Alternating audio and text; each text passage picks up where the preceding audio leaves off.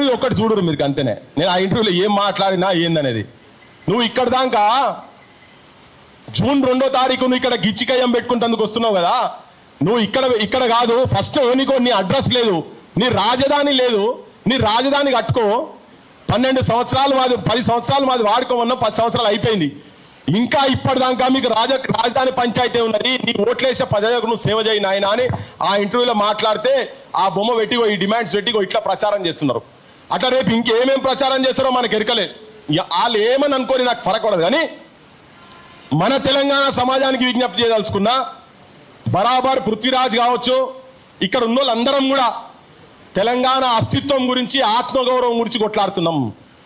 ఈ తెలంగాణ సమాజానికి చెప్పదలుచుకున్నాం. మేము మన రాజకీయ నాయకత్వం కూడా కరెక్ట్ లేదు. రాజకీయ నాయకత్వం కరెక్ట్గా ఉండేది ఉంటే ఇలా మాకు ఈ ఇబ్బంది అవసరం లేకుంటుండే, ఈ బూతులు మాకు అవసరం లేకుంటుండే. మళ్ళా రిపీటెడ్గా చెప్తున్నా, మీ అమ్మల దగ్గరికి, మీ అక్కల దగ్గరికి, మీ చెల్లెళ్ళ దగ్గరికి, మీ వదినల దగ్గరికి, మా మీద, మా తెలంగాణ తల్లుల మీద, మా అమ్మల మీద, మా అక్కల మీద, మా చెల్లెళ్ళ మీద, మా తెలంగాణ ఆడబిడ్డల మీద మీరు ఒక్కొక్క బూతు ఏదైతే రాస్తున్నారో మీరు వాళ్ళకు చూపియండి. చెప్పులతోని కొడతారు, చెప్పులతోని కొడతారు. ఎంత చెడబుట్టినవురా నా కడుపులా అని చెప్పి పవన్ కళ్యాణ్, మీ అమ్మ అనకపోతే చూడు, నీ వదిన అనకపోతే చూడు, నువ్వు ఇటువంటి సైన్యాన్ని నువ్వు తయారు చేస్తున్నావా అని. వెంకయ్య నాయుడు గారు, మీరు పార్లమెంట్ లో మాట్లాడితే మీ గలం చాలా అద్భుతంగా ఉంటది. సినినమ్స్, యాంటీనమ్స్, రిథమిక్ గా మాట్లాడతారు. మీరంతా పదాలతోటి అటు ఇటు చమత్కారంగా మాట్లాడి ఇంప్రెస్ చేస్తారు కదా. నీ ప్రాంతం వాళ్ళు, నీ బిడ్డ దగ్గర, నీ కోడల దగ్గర, నీ భార్య దగ్గర, నీ ప్రాంతం వాళ్ళు తెలంగాణ ఆడబిడ్డల మీద ఏం మెసేజ్లు పెడతారో ఒకసారి చూపి. ఎంత భాషా ప్రావీణ్యత ఉన్నది మీకని. సేమ్ నేను ఎన్వి రమణతో కూడా అడుగుతున్నా, సుప్రీంకోర్టు మాజీ చీఫ్ జస్టిస్, మీకు కూడా తెలంగాణ ప్రాంతంలో చాలా రోజులు ఉన్నారు కదా, మీ ఆడోళ్ళ దగ్గర కూడా చూపియండి. మీరేమేం భాష, ఏం చెప్తాదలుచుకున్నారని. మేము విగ్రహాలు బలగొట్టేటప్పుడు శ్రీ జాషువాది బలగొట్టలే. ధర్మమునకు నిన్నడు పిరికితనము లేదు, సత్యవాక్యమునకు సావు లేదు, వెరవలేర నీకు విశ్వనాథుని మూల సృష్టికర్త తాను సృష్టి నీవు అని చెప్పండి. బరాబర్ అదే పాటిస్తున్నాం. మాదికు ధర్మం ఉన్నది. జాషువా అయినా, మా పోతన్లైనా, వేమన్లైనా, ఎవరైనా కానీ మంచిని మేము రిసీవ్ చేసుకుంటాం.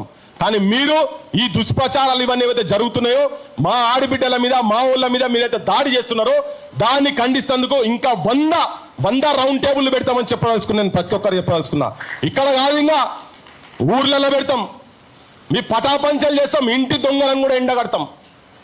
ఈ ప్రాంతం వాడు వాళ్ళకు వత్తాస ఎట్లా పలుకుతున్నాడో వాళ్ళని కూడా ఎండగడతాం. ఎందుకు ఇక్కడ నౌకర్లు వస్తలేవు, ఎందుకు ఇక్కడ పేదరికం పెరుగుతున్నది? మార్వాడి ఉద్యమం గురించి మాట్లాడండి. మా నరసింహన్న కూడా తెలుసుగా. వీళ్ళ వృత్తులు మొత్తం సర్వనాశనం అయిపోయినాయి. అది మామూలు కాదు. అది మేము దేనికి వ్యతిరేక అని మాట్లాడుకుంటూ అంటున్నాడు. మార్వాడి అనుకుంటూ పోతే ఇక వేరేటో కూడా ఇక్కడ వచ్చి వ్యాపారం చేద్దాం. మేము వేరేటోళ్ళం వ్యాపారం చేద్దాం చెప్పలే, దోపిడీ చేద్దాం చెప్తున్నాం. బంగారం గురించి చెప్తే తన గంటలు చెప్తాడు. ఆయన మాటలు వింటే ఏడుస్తారు, ఆత్మహత్యలు చేసుకొని చచ్చిపోతున్నారు. మమ్మల్ని ఇక్కడ ఎందుకు ఆ పంచాయతీ కూడా సమాజానికి తెలియాలని నేను 2 నిమిషాలు టైం ఎక్కువ తీసుకుంటున్నా. మాట్లాడుకుంటా వాడు ఏం చెప్పిన వాడు జైన్ అనేటోడు వాడు అక్కడ లోకల్లోను ఒక ఎస్సీ మాల సామాజిక వర్గానికి సంబంధించినటువంటి మిత్రుడు, ఒక గొల్లాయన, ఇద్దరు మాల సామాజిక వర్గానికి సంబంధించిన దగ్గరకు వచ్చి ఫస్ట్ ఏదో రోడ్ కాడ పంచాయతీ జరిగితే జరుపువా అంటే నీచా జాత్కా తేరీ మాకి తూబీ బాత్ కడతారే అన్నాడు. నేను తెలుగులో నీచా జాత్కా అంటే చిన్న నీచుడు, నీచపు కులంలో పుట్టినటువంటి నువ్వు కూడా మాట్లాడతావారా? కానీ కార్ జరపమన్నందుకు అటు జైన్ మార్వాడి ఇక్కడ బతికేందుకు వచ్చినాడు అని అతని మీద దాడి చేస్తే ఆపేందుకు ఇంకో ఆయన పోతే తూ గర్గర్ జాకే దూద్ బేచనే వాళ్ళ తూ బి బాత్ కడతారే అని చెప్పన్నాడు. ఇంటింటి తిరిగి పాలమ్ముకుంటోని నువ్వు కూడా అని.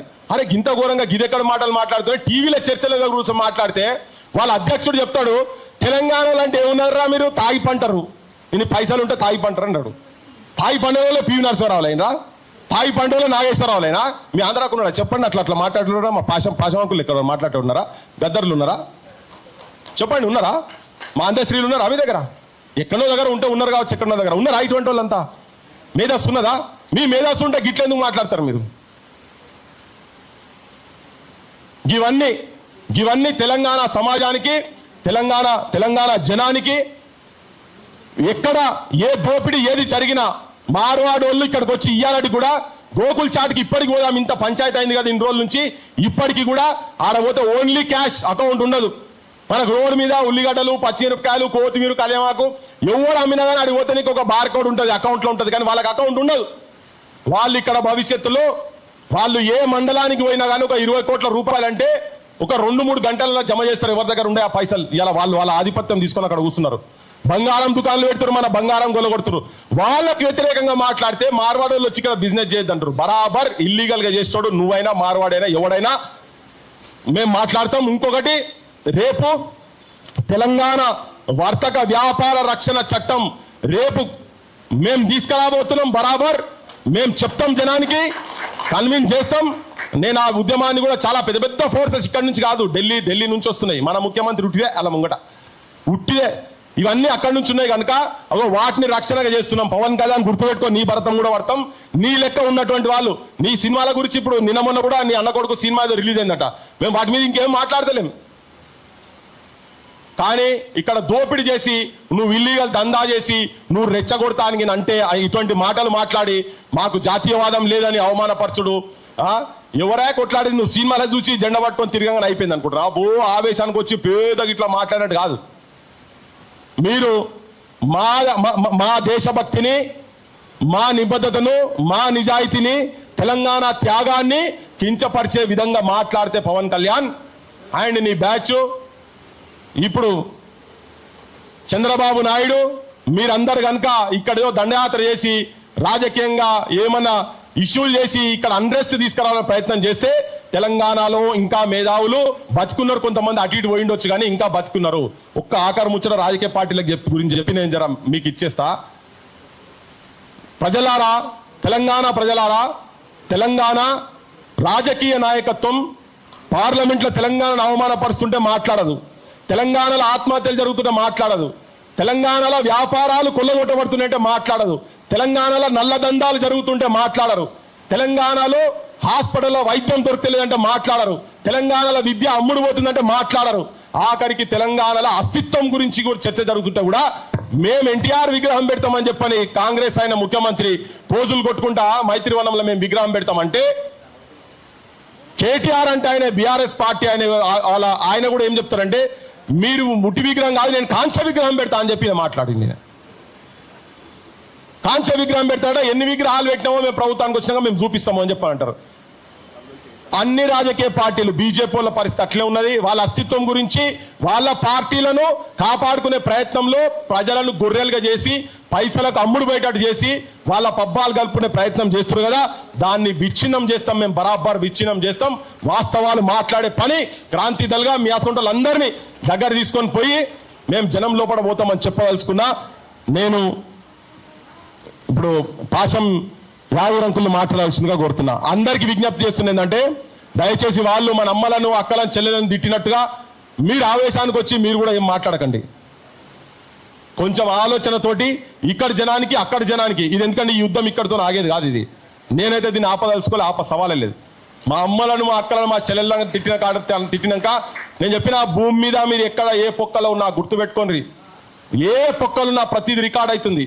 ఇప్పుడున్నటువంటి ముఖ్యమంత్రి చేతగాని ముఖ్యమంత్రి కనుక అయ్యేది ఉంటే అవుతాడు. ఆల్రెడీ ఆయన చర్యలు తీసుకోడు. దొంగ కేసులు పెట్టి అక్కడికి వెళ్ళి తీసుకొచ్చిన వాళ్ళకేమో చేస్తున్నాడు. ఇప్పుడు ఇన్ని మాటలు మాట్లాడారు కదా, ప్రతిదీ రికార్డు చేస్తున్నాం. మా ప్రతి చెల్లెకు, ప్రతి అక్కకు ఎవరెవరికైతే మెసేజ్లు వాళ్ళు పెట్టిండ్రో అవన్నీ రికార్డు చేసి భూమి మీద ఎక్కడున్నా కానీ మిమ్మల్ని తీసుకొస్తాం. చట్ట ప్రకారంగా మిమ్మల్ని ముస్సలు ఎక్కిస్తాం. ఏది సాధ్యం కాకపోతే ప్రజాకోట్లు కూడా ఉన్నాయి, గుర్తుపెట్టుకోండి. Thank you.